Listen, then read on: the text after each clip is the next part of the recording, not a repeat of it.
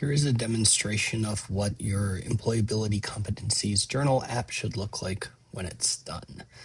This also includes one of the extensions, but I'll make clear what that is and that it's not required. The first feature, I'm on the index page here, and the first new feature that you can see is that my entries are sorted by date, descending. So the most recent entry is at the top and the oldest entry is at the bottom. The next feature I want to demonstrate is the edit entry feature. And so you can see I have an entry here on planning and organizing on the 11th of December, and says I started to organize. When I click edit, I'm brought to a page here. And I want to show you a couple of things on this page. I want to show you that the date is populated based on what it previously was. My locale is probably different than your locale. I have I have the day followed by the month followed by the year. So it's reflecting my locale settings, but it is the value that was elsewhere. The competency that was previously selected is once again selected here. Notice that this one is selected down here, and then here's the journal entry I had previously typed in.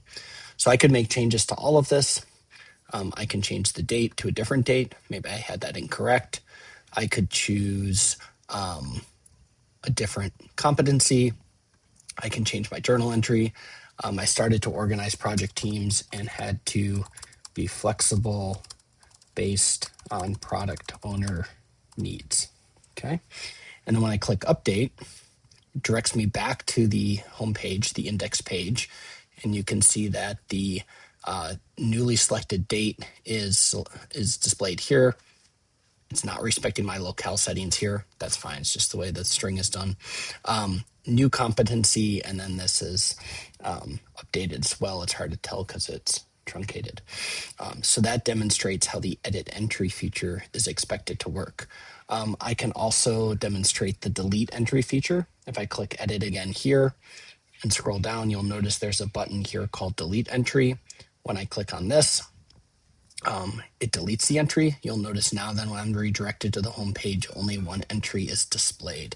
I did not do the extension to show like a pop-up confirmation or having an undo feature.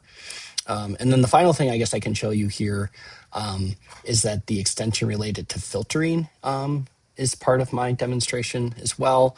I didn't do a pop-up menu. I just did a type-in thing here to keep it simple. I think a pop-up menu would be a better user interface.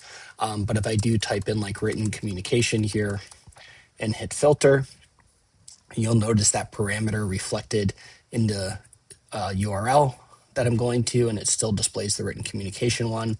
If instead I did digital communication and hit filter, none would be displayed because I don't have any that match that.